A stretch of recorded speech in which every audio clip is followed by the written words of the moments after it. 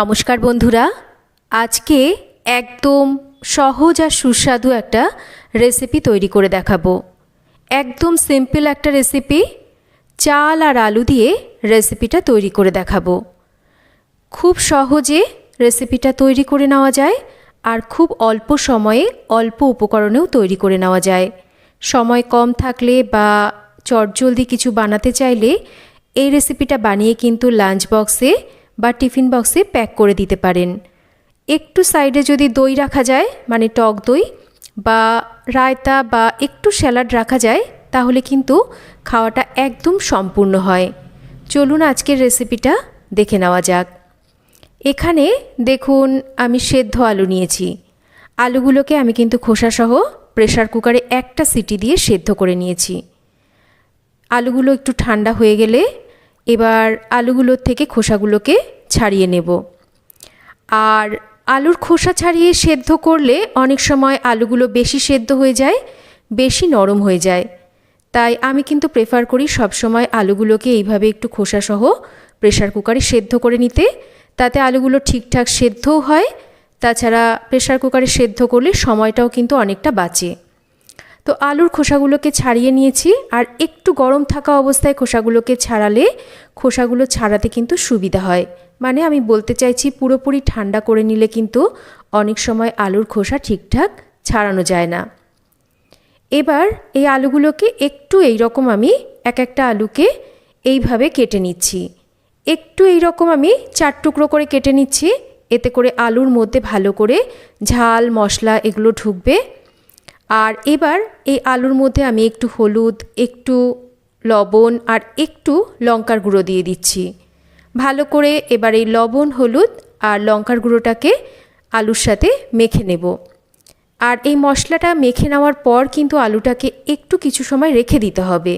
তাতে করে এই আলুর মধ্যে ভালোভাবে এই ঝাল লবণটা ঢুকবে, নয়তোবা আলুটা কিন্তু খেতে ফিকা লাগে আলুর মধ্যে যদি ঝাল লবণ এগুলো ঠিকঠাক না ঢোকে। তো আলুটাকে একটা সাইডে রেখে দিচ্ছি। আর দেখুন এখানে নিয়ে নিয়েছি আমি ভাত। আমি কিন্তু এখানে একদম রেগুলার যে ভাত আমরা বাড়িতে খাই সেই ভাত দিয়ে রেসিপিটা আপনাদের বানিয়ে দেখাচ্ছি। তো ভাতটাকে কিন্তু আমি ঠান্ডা করে নিয়েছি, মানে আগে থেকে আমি ঘরে ভাত বানিয়েছিলাম, সেই ভাতটাকে কিন্তু আমি ঠান্ডা করে নিয়েছি। এবার আমি কড়াইতে দিয়ে দিচ্ছি ওই 1 টেবিল চামচ থেকে 1.5 টেবিল চামচ মতন হোয়াইট অয়েল। এবার একটু তেলটা গরম হলে 1 মুঠো পরিমাণ আমি বাদাম দিয়ে বাদামটাকে একটু ভেজে তুলে নিলাম। দিয়ে দিচ্ছি এখানে বেশ খানিকটা রসুন কুচি।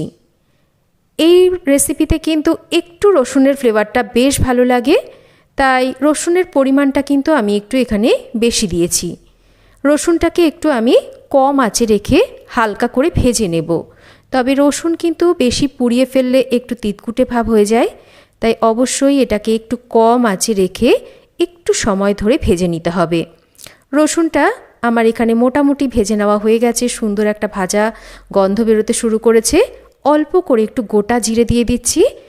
আর এবার আগে থেকে সেদ্ধ করে নেওয়া আলুর মধ্যে যে লবণ, হলুদ, লঙ্কার গুঁড়ো মাখিয়ে রেখেছিলাম সেই আলুগুলোকেও দিয়ে দিচ্ছি। এবার এই রসুনের সাথে আলুটাকে ভেজে নিচ্ছি। এতে করে আলুর মধ্যে খুব সুন্দর একটা রসুন ভাজার ফ্লেভার আসবে। আর রসুন যেটুকু ভাজা বাকি আছে সেটা কিন্তু এই আলুর সাথে বাদবাকি ভাজা হয়ে যাবে। দিয়ে দিচ্ছি এখানে আমি বেশ খানিকটা বাটার, আর দিয়ে দিচ্ছি 2-3টে চিড়ে নেওয়া কাঁচা লঙ্কা। এবার আবারও একটু কম আঁচে রেখে এই আলুটাকে আমরা একটু ভেজে নেব। একটু ঢাকা দিয়ে দেব, কারণ এই যে বাটারের ফ্লেভারটা রসুনের সাথে, এটা একটু ঢাকা দিয়ে দিলে এই আলুর মধ্যে কিন্তু সুন্দরভাবে চলে আসবে। তাই অবশ্যই একটু ঢাকা দিয়ে আমি এটাকে কম আঁচে রান্না করে নিয়েছি। এবার ঢাকাটা সরিয়ে নিয়ে আরও একটু আলুটাকে ভালো করে ভেজে নিচ্ছি। আর এটা অবশ্যই একটু কম আঁচে রেখে করবেন, না হলে নিচে থেকে পুড়ে যাবে। আলুটা বেশ ভাজা ভাজা হয়ে গেছে। এবার ভেজে নেওয়া বাদামগুলোকে দিয়ে আলুর সাথেও একটু ভালো করে নাড়াচাড়া করে মিশিয়ে নিচ্ছি। এবার দিয়ে দিচ্ছি এখানে ভাত। এখানে স্বাদ মতন লবণ দিচ্ছি। একটু মাথায় রাখবেন, যেহেতু আগে আলুর মধ্যে কিন্তু লবণ ঝাল এগুলো দেওয়া রয়েছে। অল্প একটু মিষ্টি দিচ্ছি।